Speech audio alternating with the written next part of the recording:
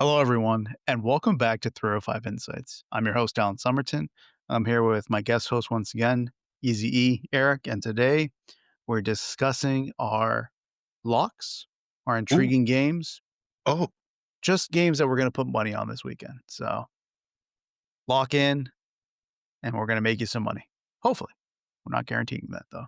So, we gotta keep track. Let's keep track. ooh, that's a good idea. Yeah, because we can look back. Eric, we'll just start off with you because honestly, the college football's weekend slate not that great this weekend. So it's going to be tough for me to make some intriguing picks, but we'll just throw you away first for the more intriguing picks. All right. So, looking at this week, I got about 5 games that are just screaming at me. So, kinda do a little bit of dive in. First game that has my attention is the Los Angeles Rams at Nashville, Broadway, Cam Ward. The spread right now is -5 Rams, over-unders 42.5. There's a lot of things that, have me intrigued here. I think Cam looked great against that Denver defense. I don't know if you know this, Alan. I'm gonna just bring this up. I accounted for 8 drops against that Denver game. Ward looked fabulous. He looked poised. Did you I also think, account for the incompetent coaching staff in Tennessee? I will say there was sometimes that he does these things, like he did it in Miami, that he takes these back-to-back sacks when trying to extend the play. I mean, it's gonna happen. He is a rookie, but I don't know if you watched that game. I glanced at it. Denver was favored by 7 going into it. So the spread was -7. Looking at it, that final drive, because Cam had the ball. Cam had a chance to actually win that game. Calvin Ridley had about 2 drops that were convenient for, like, about 30 yards. Put it right in his hands too, and that's his number 1 receiver. I think that they get that together. I also they have a good front line. They went against RJ and, Dobbins, this past week, and I think they played a great game. I think the defense holds up. I think that I'm pretty confident that the Titans will cover that 5.5. Your thoughts, Alan? I mean, again, I think you're going to have a lot of growing pains with Cam Ward. I think specifically more of the aspect of I don't think this coaching staff is prepared for someone like him. I saw a lot of intriguing play calling in the sense of like, why would they call that instead of doing this or that? Mhm. And again, I think it is an issue where you're going to be running into Jared Verse and Braden Fisk. And I think the Rams aren't going to be as pass happy as people think they are going into this year. And I'm not sure if Tennessee is going to be able to cover. I think the Rams are going to control both lines of scrimmage, and I don't really see. Again, Denver's defense is top tier, but Mhm. I just don't. I don't see how Tennessee is going to stop the Rams in the sense of they can run it with Williams. They've got Puka Nakua. They've got Devontae Adams.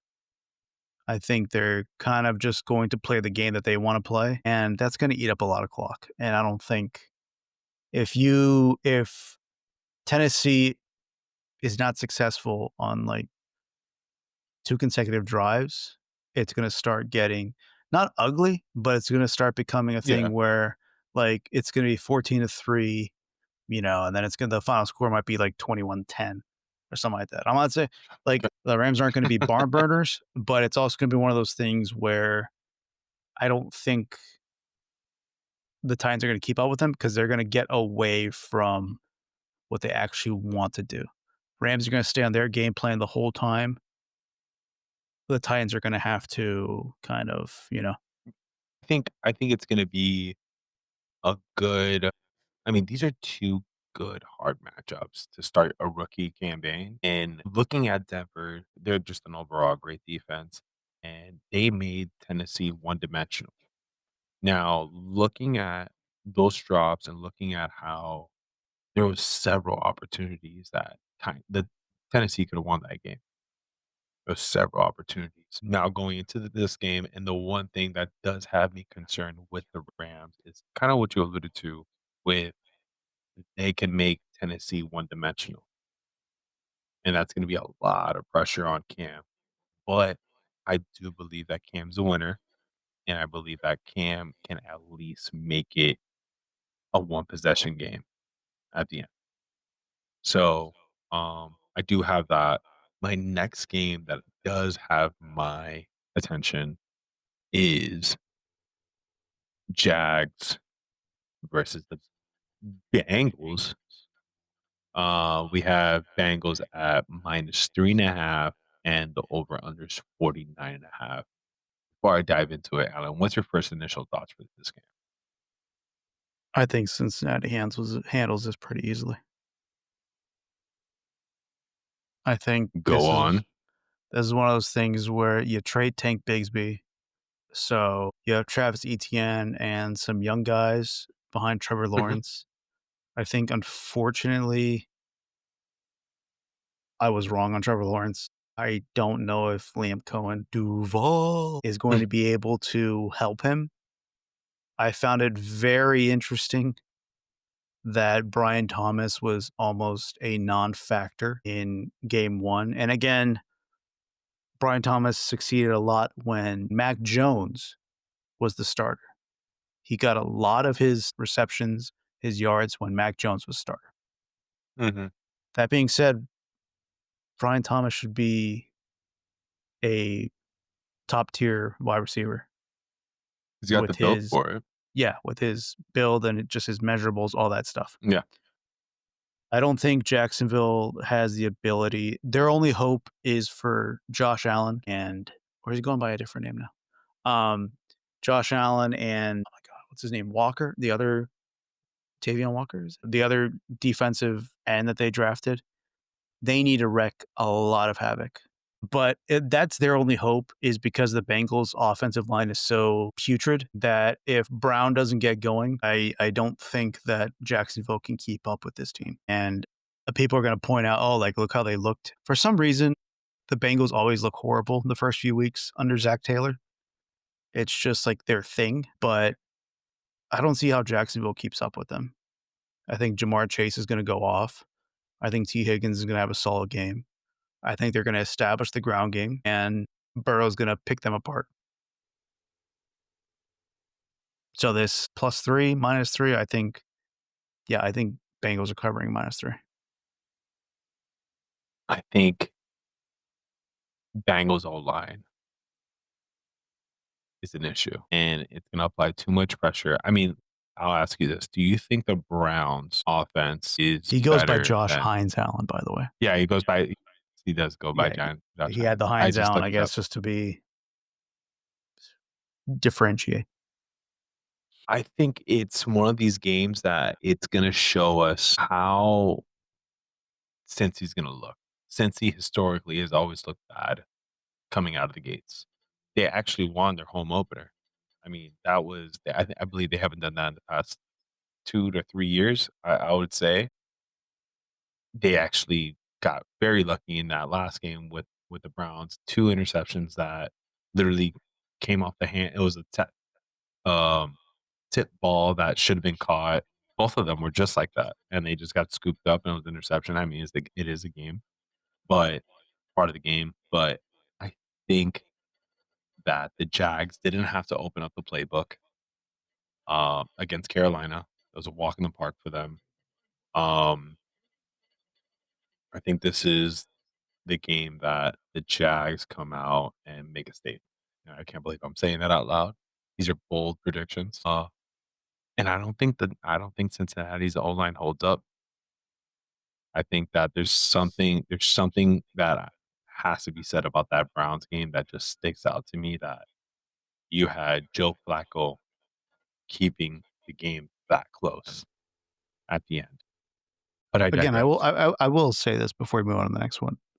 The Zach Taylor-led Bengals are notorious for this.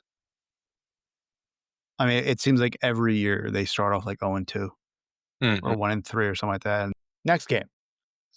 So this next game, I find it very interesting.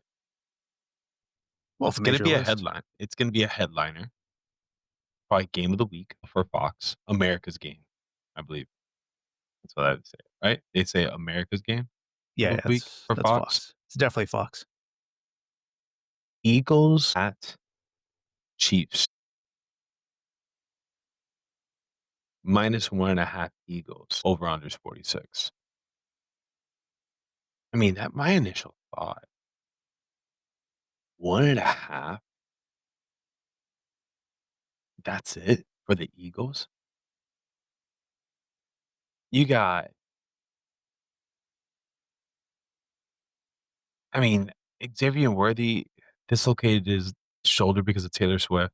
I mean, sorry, Kelsey. And you have Hollywood Brown that I mean, he stat line, he looked great, but it was a struggle looking at the Chiefs. Now, mind you, I will say, if this game was happening in November or December, I can agree with this line. But the way that the Eagles looked to what the Chiefs looked last week, I think that spread should be a lot bigger. Initial thoughts? I think the reason why that spread is the way it is because of you got to remember some of these things don't make sense because of how much money is coming in on one side. And with the advent of everybody having access to gambling at this point, as long as you're over the age of 21, uh, Mm, there's a lot of casuals who are going to be putting money on Kansas City. mm. I do think the smart money should be on Philadelphia, but again, it just matters how much volume is coming in from the casuals on Kansas City side. That's why I think the spread is like this. I think the spread will be much different come game time because, again, I don't really think, correct me if I'm wrong, the Eagles didn't really walk away with any injuries to key players. And No, there was just only spitting. yeah, and news came out today that him being ejected was basically the suspension. So Jalen Carter's back. That kind of helps plug the middle of the field. And I just don't see how Kansas City is going to be able to move the ball consistently. You don't have like Hollywood Brown's your number one wide receiver because Rice is out for the first, what, 4, 6 games. Xavier Mhm, Worthy is going to be out. So you're depending on Hollywood Brown and Travis Kelsey, a 2025 version of Travis Kelsey, not, 2019 or mhm. consistent 1,000-yard receiver Travis Kelsey. And don't let And that stat line fool you of what he had because it was that touchdown was just a nice design play that it was supposed to be like they showed like it was gonna be a wide receiver screen and he just slipped out wide open and just basically jogged into the touchdown yeah, zone. I just in terms of the point spread, I think this should be an easy pick for a lot of people before the numbers change, the lines Yeah, change. Like currently, I'm looking at Hard Rock Bet, the line's 1. I don't know yeah. what line you're looking at right now for like I'm looking at FanDuel. oh, okay. So, I'm looking at Hard Rock Bet, it's literally 1. So, I mean, That's I mean, that's crazy. I don't know. I mean, are they tricking us? it's You know? currently Is a this one a pick'em game. script? Well, it's don't get me started on that with the Chicago Bears. What's the next game? So next game that I do see here, I caught my Number eye 4. is, the Bucks at Texans. Texans minus 2.5, over unders 42.5. Um, I think the Texans looked flat against the Rams. I think the Bucks, due to all the injuries that they have, it was a battle against Atlanta. They were Atlanta. It's a division game. It was close. I think those division games always make games harder than what it needs to be just because it's a rivalry between both teams. Um, I don't know. I think the Texans O line is gonna be it's gonna be an issue for them. You know, they do have Nick Chubb. Nick Chubb did look healthy, but, you know, I think that he is probably seeing his best years. I'm not saying that he's not an efficient back, but he does have seen his best years. The lack of established connection with Nico Collins, I think that was a little bit of a concern as well. But don't get me wrong, Texans defense is still Texans defense. They made Matthew Stafford look uncomfortable. You know, that was a very hard, tough game to watch with the Rams and Texans. But my biggest takeaway from that game was, and I think this is a down year for the Texans. I think I had that going into the year, and the Bucks look really good. I think they're coming off that big win. This is a Monday night primetime game. I think Baker shows out. I think Bucks come out with a win. How about you, Alan? I think the really concerning part about me for the Bucks is how efficient the Falcons were. Okay, I And agree with that. quick glance at the stats, the Falcons had, I believe, 358 total yards or something, 368 total yards. They only had 69 rushing yards. Now, you know the Falcons, they got Bijan Robinson. They're gonna try and pound the rock, and Michael Penix went 27 to 42 for 298. So, I think that the Texans might be a little better at running the ball, but I think Tampa Bay at 2.5, that's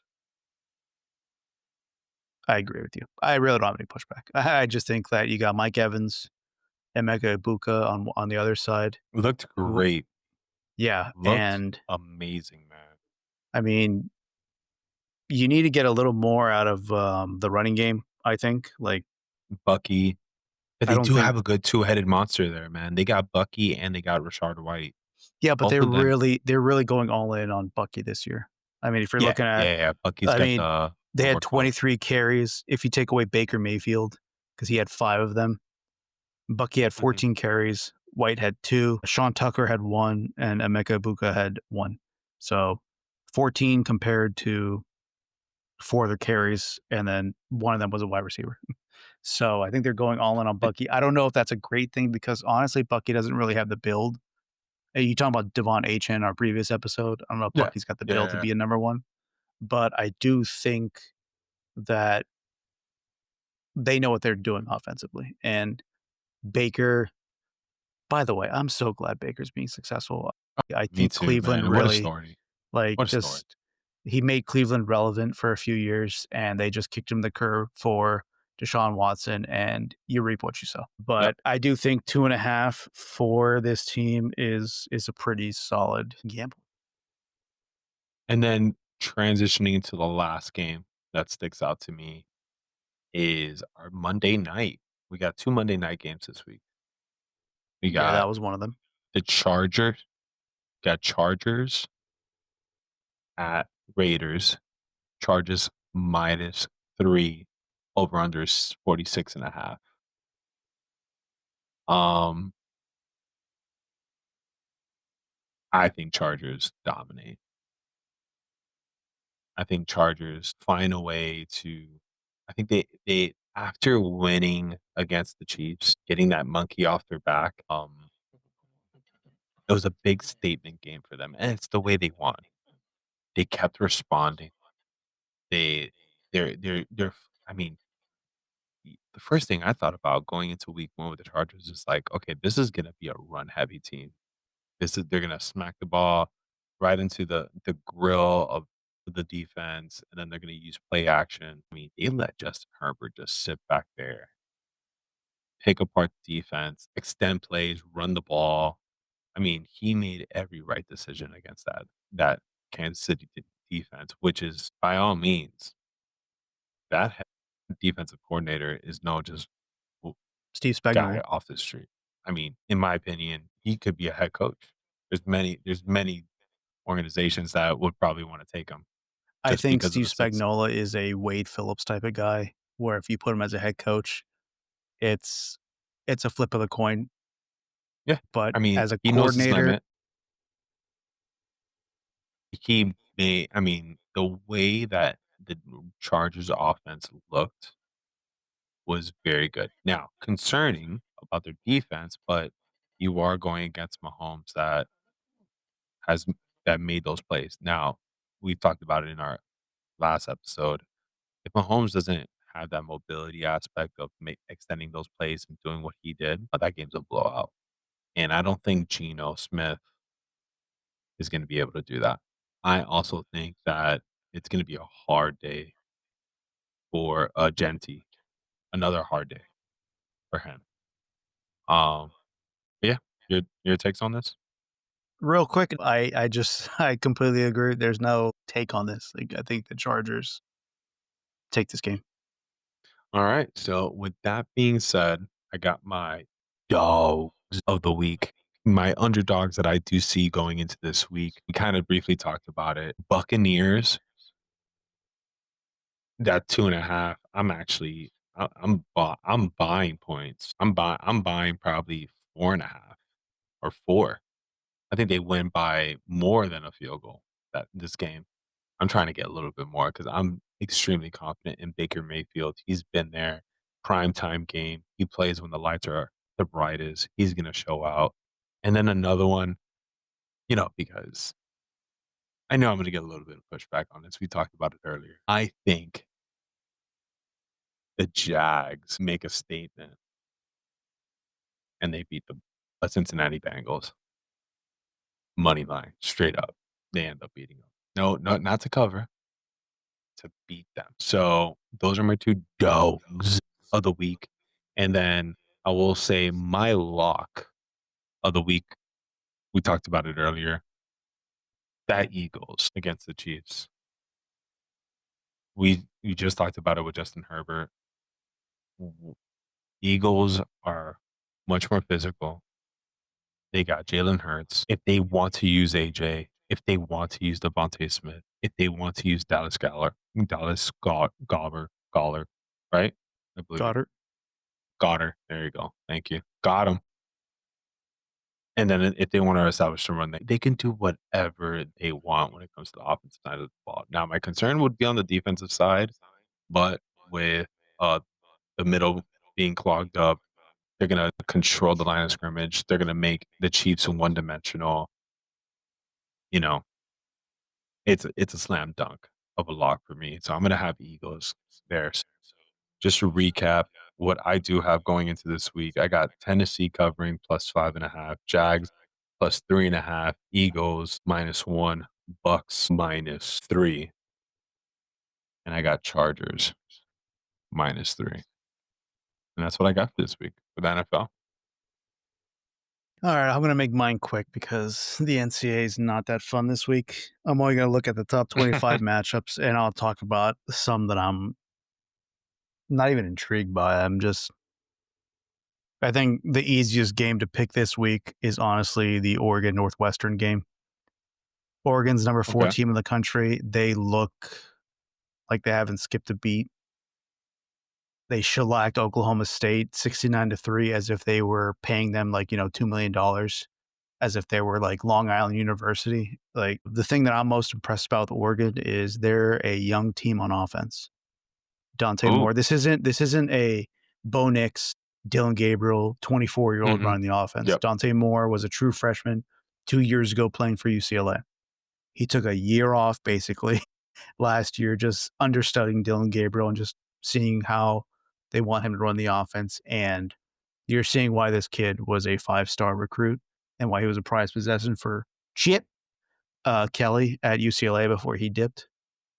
And Northwestern is just not a good Big Ten team. Line again, 27.5. I think Oregon easily covers it. Oregon is looking scary. Wisconsin, Alabama is another huge spread. I don't know how I feel about this 20.5. Alabama's really got to show Ooh, me. 20.5. Wow, Yeah, that's a big spread for Alabama. the problem with Wisconsin is this isn't your Paul Chris, this isn't your Brett Bielema Wisconsin, where it's 3 yards in a cloud of dust controlling the game. Mhm. Under their new coaching staff, it's been a mixed bag of what they're trying to be with their identity. And this is going to be a tough season for Wisconsin. And people can say what they want about Alabama and how they looked against Florida State. This is a home game for Alabama. I don't think that Luke Fickell has Wisconsin where he needs them to be. And I think this is going to be a reminder of what Alabama could be. However, I'm just not sure about the 20 and a half. That's a pretty big amount, but I don't think this is going to be a close game. So the 20 and a half has me hesitant, but this being at Alabama, I don't see how Wisconsin stays in this game. Clemson, Georgia Tech, that's intriguing because of how bad That's Clemson's very looked. I had intriguing. Clemson as my Yes. ACC favorite. I had, if you listen to my conference previews, my top tier teams were Clemson and Miami. I I bet you thought coming in, $5 that Clemson Wednesdays. no, um, I coming into the season, I wasn't the biggest fan of Cade Klubnik. I didn't understand why he was getting so much hype about being an NFL quarterback. I don't think he has the arm. I don't think he has the, let's just roll it up as an it factor. Like, I just don't see, he has to have the perfect situation around him to be a really good quarterback. And this is the difference between Clemson now and Clemson before. When Clemson was winning, you had Deshaun Watson, you had Trevor Lawrence. Those guys could just carry your team. Then you went to DJ, and then you went to Cade, and it's just you're seeing the drop off because Cade is a good college quarterback. Mhm, You saw the limitations against LSU. You saw the limitations against Troy, where he couldn't really throw people open and different things like that. And coming into the season, their wide receiver room was supposed to be really deep. Their defensive line has 2 first-round picks on it, and they don't look good. The Troy game was concerning because they were able to run the ball. Again, it was only for maybe like a half, but Georgia Tech is built off of like Haynes King running the ball and creating opportunities through that. So 3.5, I wouldn't touch that game. I'm not even gonna be like anything like near that because I think Clemson wins big that game, to be honest with you. and it's at Georgia Tech. So I I but just it w yeah, and correct me if I'm wrong, but, like, if Clemson, they're known for their interior, right? but they were being gashed by Troy. And that LSU game wasn't as close as the 17-10 or whatever the score was. Yeah. They took away a blatant touchdown from LSU. And again, I'm not saying like Georgia Tech is on that level of LSU in terms of all the playmakers that they have, Mhm, but with the way Clemson's looked, I really like Georgia Tech's coaching staff. I think Brent Key is a really good coach, and maybe he doesn't have Georgia Tech where he wants them yet, but I do think mhm, they're very. I mean, you look at the Colorado game; they gave up 2 picks really early on, and I think they had another turnover. They still won that game. Colorado couldn't move the ball. I mean, not move the ball, yeah, but they couldn't really do anything against Georgia Tech. And when you lose the turnover game, the turnover battle by that much, and you still win, I don't know. It's a weird game. Teen Oklahoma versus Temple. It's 24.5. Take Oklahoma with that. The defense looks really great now that Brent Venables has officially taken over that. I mean, the man is a wizard when it comes to college football defense. And mhm, I think this is going to be one of those games where they throw in players that haven't been playing a lot, but there's a lot of talent on that team. And John Mateer, with that offensive coordinator, QB coach that they brought in, looks like a Heisman contender. I'm not saying he's at the top of the list because I don't think Michigan's kind of a weird team this year. But you made that statement game against Michigan. If they didn't muff that punt, almost like the FSU mhm. game, if Oklahoma didn't muff that punt, About that point, yeah, Michigan is getting boat raced out of Norman. So mhm. I know again it's against Temple, 24.5. I really think Oklahoma's gonna just boat race Temple. Georgia, number 6, Yeah. 15, Tennessee, 3.5. Georgia's at Tennessee at Neyland Stadium. Georgia's taking this one. I think that 3.5 point spread is generous. I think that people don't realize that Tennessee's going to be missing, I believe, both their starting cornerbacks. I don't think that Georgia is exceptional when it comes to their offensive playing, especially with Gunnar Stockton in there. I'll put it this Mhm, to you this way. If Carson Beck was still at Georgia, I think Georgia would be at worst the number 2 team in the country right now in terms of ranking. and the perception of what they look like moving forward. They have a better wide receiver room than they did last year. Their defense is still elite. I just think the biggest question is Gunnar Stockton at QB. However, Nico leaving Tennessee and the guy they brought in from UCLA looks okay. I just don't think that Tennessee has the bodies to keep up with Georgia, and I think Georgia's going to pull away with this game. I think it's the we're not looking for the ones, it's the 2s and 3s that I think make the difference in this game. It's the rotational players that come in when they're rotating, kinda alluded to it, Georgia has a farm system right now that they got stars and studs waiting. Regardless of the NIL situation, I think a lot of to what you're saying, Eric, I think a lot of the young kids are staying. I think that the guys who aren't making the cut are the ones leaving, and I don't think that's necessarily a net loss for Georgia in the sense that, Mhm, yeah, you're losing a body, but if they if they're transferring out, that means that there's a freshman right behind them, that there's a redshirt freshman, a true freshman, or someone right behind them that's pushing them. And deep down, they realize, like, I'm not going to make it. I'm not going to get a lot of playing time, and I'm going to get that NIL bag from somewhere else, whether it's TCU or a Big Ten team or somewhere else. And then they just have that Georgia label on them. I think those are the type of players that are leaving Georgia, not necessarily high impact players, because especially on the defensive side, you're going to play for Kirby Smart. Kirby Smart mhm. is one of the more brilliant minds when it comes to defensive development and recruiting, and you're seeing it with NFL draft picks. So I think that's going to be a pretty easy win for Georgia. Big 4:30 game. The Fighting Bulls out of South Florida versus a number Oh 5 god. Miami. 17.5 point spread. Man, South Florida is getting a lot of disrespect. I'm sorry. But my problem with South Florida and how they're viewed, they beat Boise State, who nobody realized how bad they were with Ashton Genty. But again, that was a ranked win. And then they go to Gainesville and they beat the Gators. They're only ranked 18th. If this was any other team that was an established Power 4 conference member, almost forgot that word there, they would be a top 10 team. But it's because it's USF and the logo on the side of their helmet that they're not viewed in that way of being a top team. Now, I think Miami's going to boat race them because I, Now with I, that I being thought said, I thought that, and this they is get my blown problem out, because so then they only go from 18 to 20. my problem is I don't know if it's a 16.5 point spread. I think this could be a comfortable 15-point victory for the Hurricanes because I had this problem in believing that Cristobal is going to let his foot off the gas. You saw what happened in the Notre Dame game, and I know Notre Dame's on a different level when it comes to talent and all that stuff. I just can't shake that out of my mind that you're up 21-3, you have all the momentum in the world, and next thing I know, you're kicking a 50-yard field goal with a guy who was 4 out of 11 at FAU kicking field goals, and that's how you're deciding the game. I think Miami is infinitely better at both sides of the ball in terms of the trenches, which is obviously the most important thing in college football. And I think they have the right quarterback for this. You're kind of seeing some interesting developments in the wide receiver room.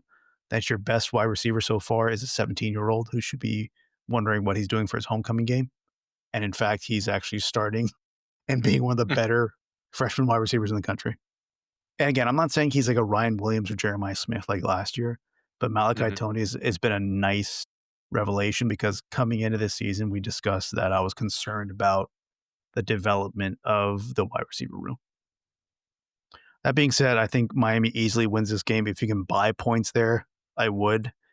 But I think it is going to be a two-score game, but that 17.5 part is the part that's really like I until I see it from Cristobal where he really like puts his foot on the throat of an opponent that's not like Bethune-Cookman, you know, I need to see it against a ranked opponent where you really just crush them.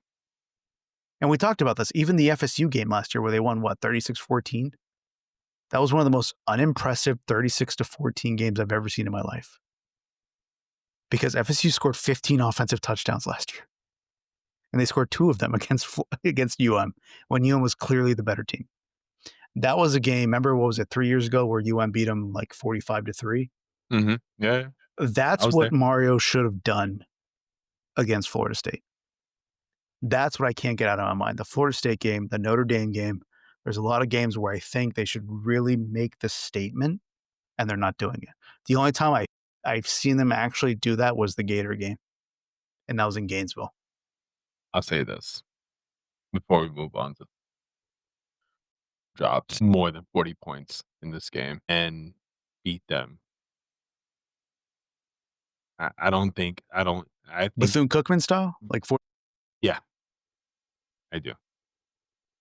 And, I'll just say this, the last time USF played UM, score was 50-15, and it was at USF. I think we're a better team.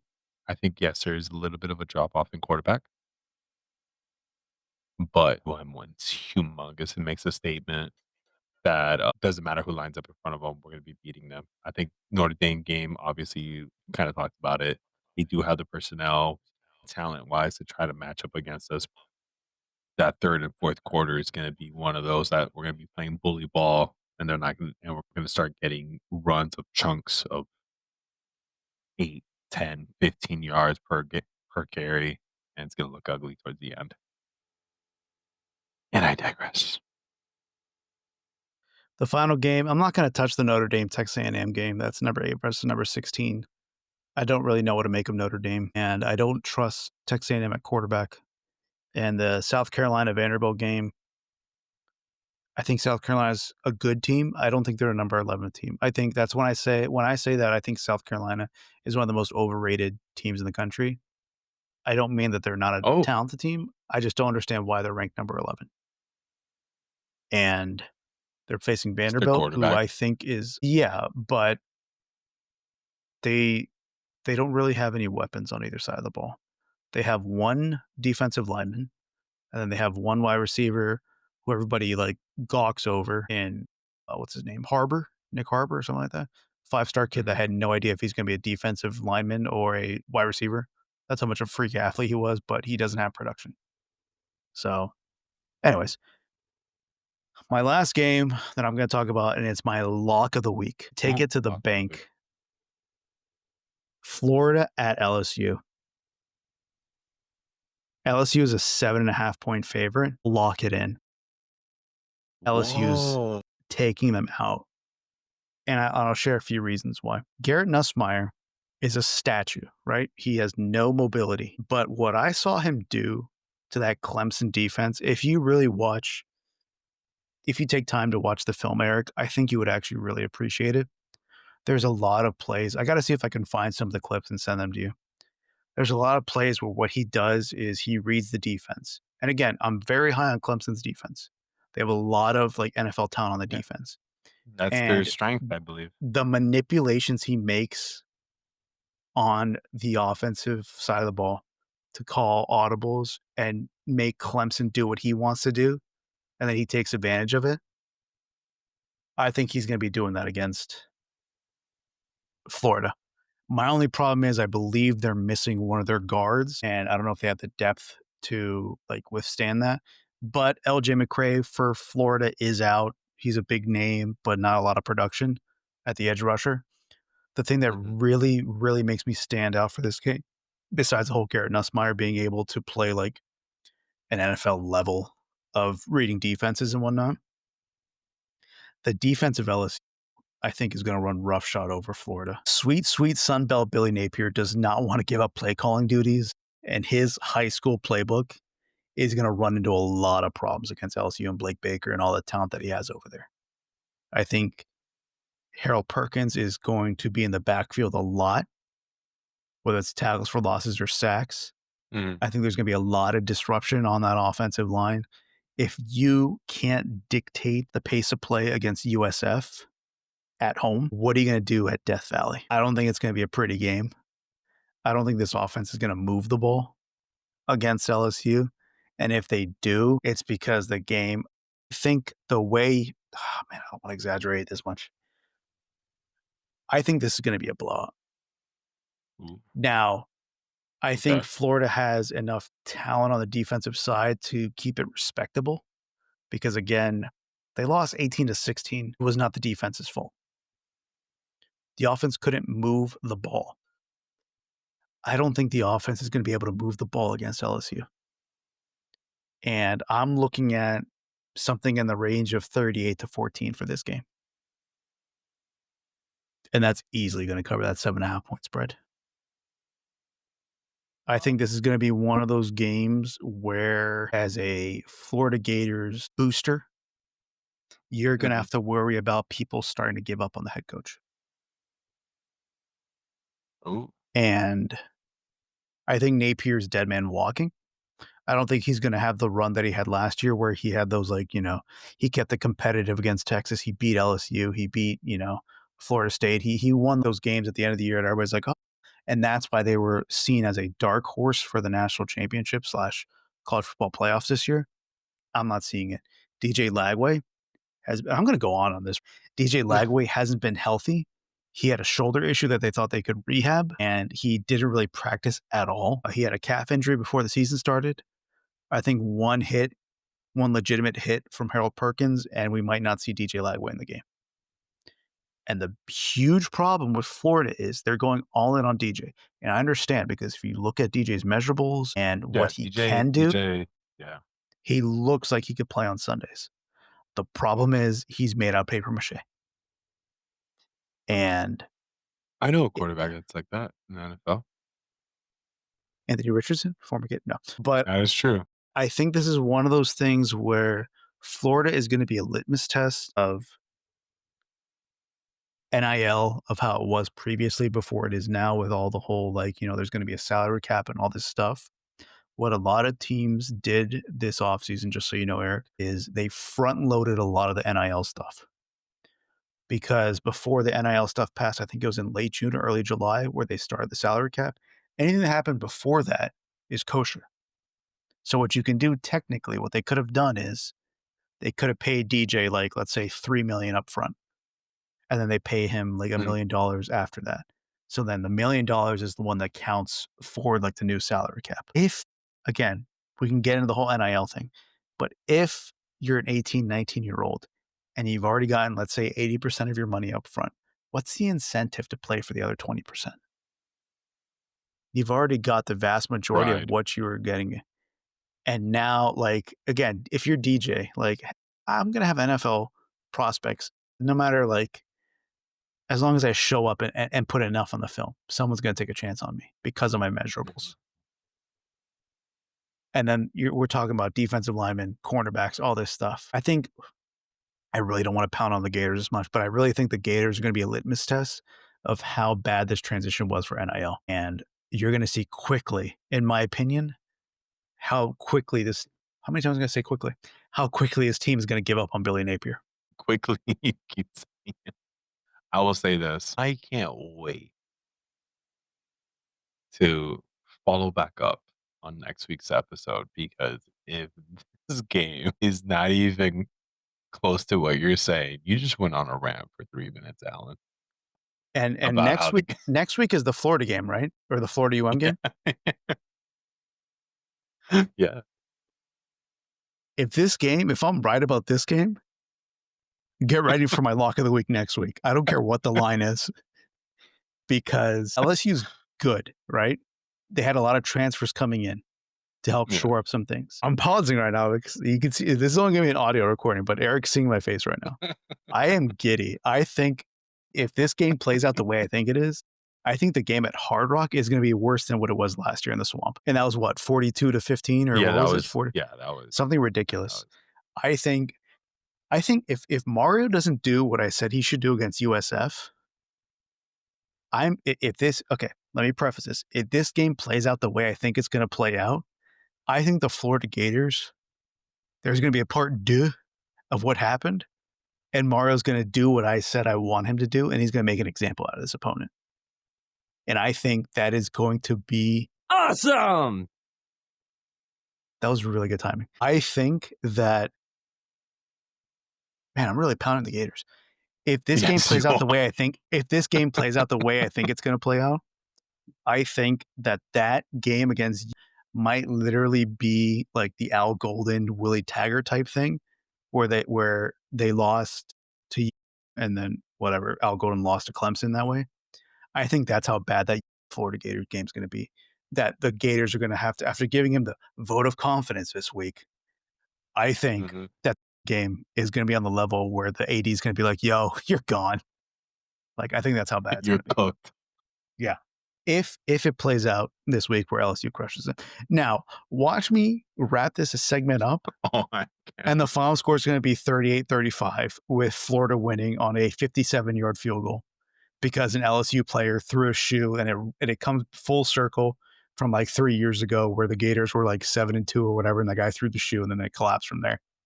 Or maybe we'll have another spitting incident. Who knows? At this rate, like, I everybody's, like, I doing the mean, Hawk Tuah left and right, so don't forget, Gatorade was created in Florida, so they have really naturally, we good call our Gatorade stuff there. So Gatorade.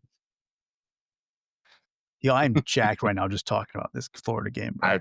you know what, man? I see the passion, and God, if you're wrong, Deleting this episode as we speak. But yeah. we lost Um, a subscriber probably. My Hard I Rock think app, I put everything on my savings on you. log of the week. Any thoughts about that? Not just the Florida game that went on for the past 20 minutes, just college football in general or anything else.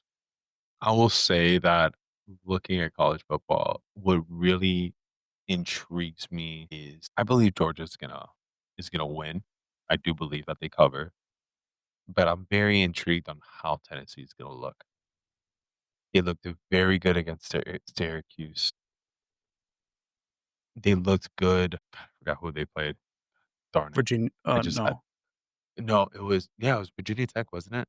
No, that was South Carolina. Yeah, that was South Carolina. But either way, I remember, that both of those games, they won heavily. I think they also won on that transfer portal trade that they got from UCLA. Um, I just wanna see how they match up against team that not just a program Oh, that they has been faced well East Tennessee University, yada yada, yeah, and they won like yeah, whatever. 72-17. So, I'm just I think it's, what I'm trying to say is the benchmark for that team. It's gonna show us a lot this weekend, and, And for the record, to guys, we're see talking about Joey Aguilar, who came over from yeah, UCLA. I'm very intrigued on that because Tennessee's gonna be a playoff team. Really? Wow. So if you think Tennessee, gotta say this for another episode. Mm, But, man, you really got me that's with all I got. that. That's a I gotta write that down somewhere. Tennessee playoff question mark? Because that means you're kicking out a lot of people in the SEC for them to get in. But that means like Bama's not getting in because that means they're gonna beat Bama in the third Saturday in October. Ooh, man. All right. We gotta do another episode eventually talking about your thoughts on like who's gonna make the playoffs or who's intrigued. Oh, CC. That's a Dan Leptard reference. So we're gonna wrap it up there because we went really long because of my Gator rant. I really didn't think that would take too much time. But Unbelievable. that being said, just play responsibly if you are gonna play on this stuff. But in all honesty, I think it's a rough week for college football. I think there's a lot of big spreads. I do think, like I said, Oregon's gonna easily handle Northwestern. I like how Dante Moore looks. And I think even though LSU's missing one of their offensive linemen, I just think this is gonna be one of those games where the Gators start checking out. And besides that, I really don't think there's a lot of like you can't really tell with college football now because of all the NIL transfer portal stuff.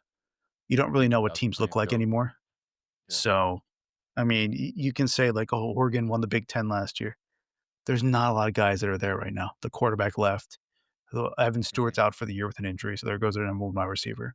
They lost out on some defensive linemen. Like it's just weird. Like I didn't think Ohio State would look this good, and their defense looks amazing under Matt Patricia.